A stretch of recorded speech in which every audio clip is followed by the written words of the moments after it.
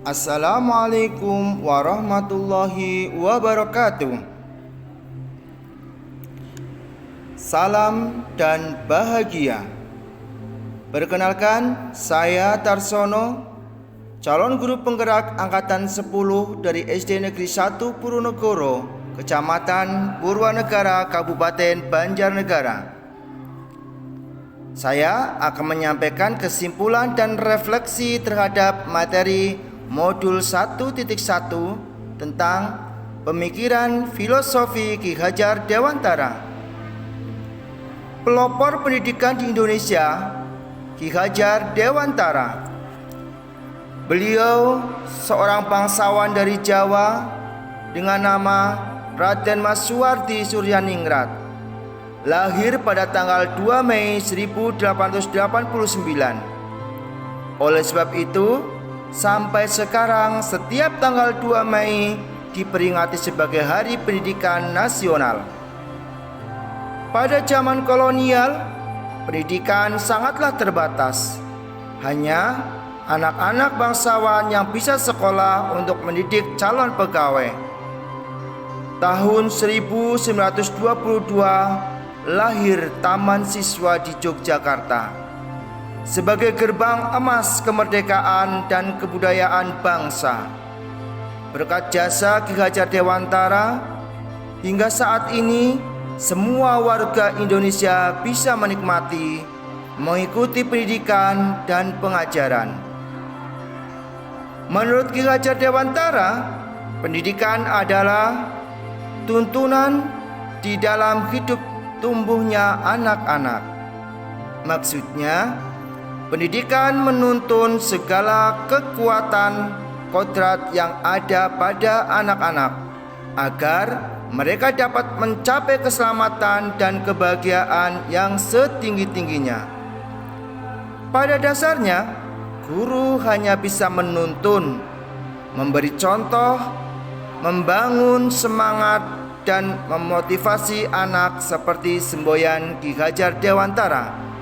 Ing ngarsa sung tulodo, ing madya mangun karso, lan tutwuri handayani.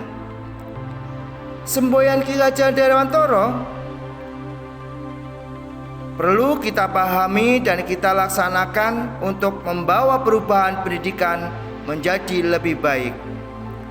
Menurut Ki Hajar Dewantara, pendidikan adalah tempat persemaian benih-benih kebudayaan dalam masyarakat. Pendidikan dapat menjadi ruang berlatih dan tumbuhnya nilai-nilai kemanusiaan yang dapat diteruskan atau diwariskan.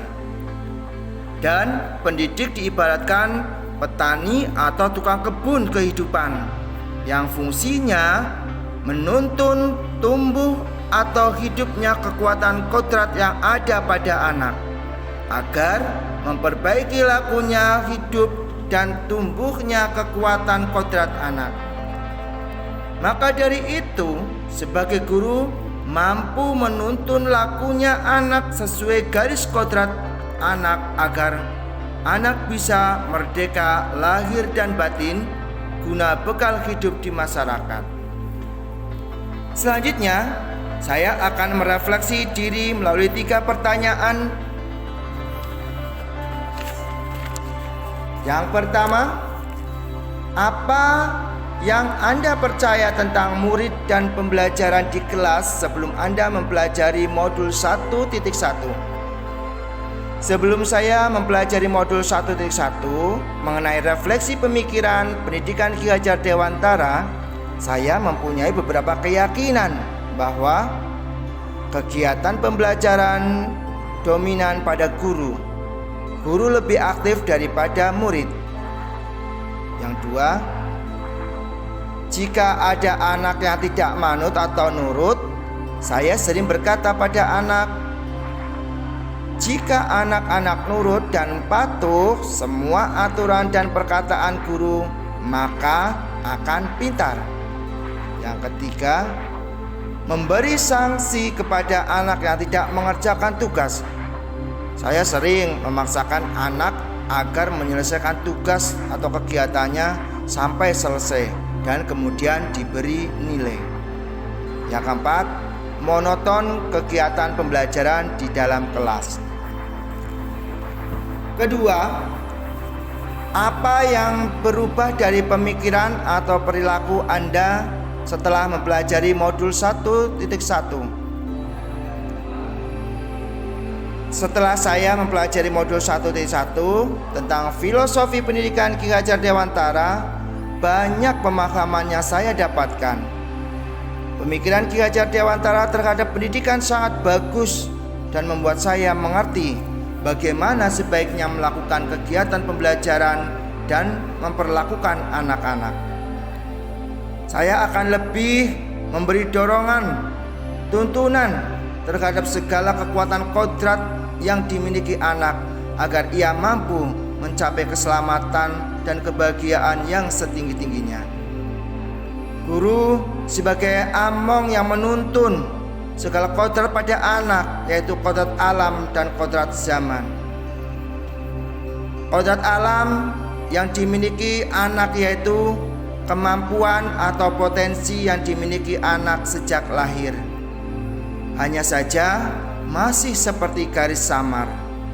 Tugas seorang guru adalah menebalkan garis samar tersebut. Garis atau kemampuan yang dimiliki anak yang semula belum baik, maka dituntun untuk menjadi baik, dan yang sudah baik dituntun menjadi lebih baik. Itulah seorang guru sebagai among yang menuntun anak untuk membangun pengetahuan dan budi pekerti agar mereka memerdekakan diri sendiri dan orang lain. Seorang pendidik dan seluruh warga sekolah harus menanamkan nilai-nilai karakter budi pekerti peserta didik sehingga anak-anak bisa menyikapi kehidupan di masa mendatang. Pendidik juga harus menghargai keragaman, bahwasanya setiap anak mempunyai sifat unik yang artinya mereka mempunyai kemampuan yang berbeda-beda antara satu dengan yang lain. Tentunya karakteristik anak yang berbeda-beda tidaklah sama penanganannya.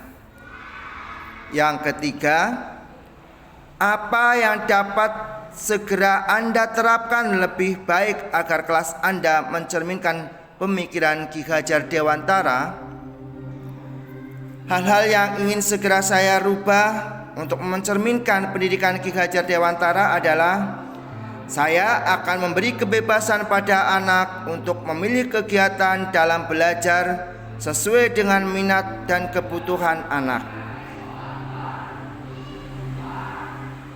Saya tidak akan memaksa untuk mengerjakan suatu kegiatan sampai selesai dan baru bisa menilainya, karena kemampuan anak ketika taman kanak-kanak bisa dilihat dari prosesnya, bukan hasilnya. Kegiatan pembelajaran yang saya lakukan lebih banyak mendorong anak untuk berpikir kritis, kreatif, dengan membangun semangat dan memberi kalimat-kalimat pemantik, sehingga pembelajaran lebih berpusat pada anak. Perkataan-perkataan yang saya berikan pada anak lebih banyak yang membangun semangat, tidak mendoktrin dan menghukumi anak. Selain itu juga tidak memaksakan anak untuk mengerjakan kegiatan yang saya pilih. Akan tetapi saya lebih membangun tanggung jawab pada anak untuk bisa bertanggung jawab apa yang menjadi kewajibannya. Untuk menciptakan suasana pembelajaran yang menarik, inovatif, saya menyiapkan kegiatan pembelajaran yang beragam dengan beberapa ragam main. Selain itu juga terkadang kami melakukan kegiatan pembelajaran di luar kelas. Anak-anak saya ajak belajar sambil bermain di luar kelas agar tercipta suasana baru dan bisa membangun semangat belajar anak, serta bisa lebih mengenal lingkungan sekitar. Karena pada dasarnya guru adalah penuntun, maka saya sebagai guru hanya menuntun dan tidak menuntut. Sebagai penuntun, mengembangkan potensi atau keahlian yang dimiliki anak. Guru juga menuntun sikap perilaku anak agar anak-anak mempunyai kepribadian yang baik, bekal untuk hidup di masyarakat, bisa merdeka lahir dan batin, serta dapat memerdekakan diri sendiri dan orang lain. Terima kasih. Wassalamualaikum warahmatullahi wabarakatuh. Salam dan bahagia.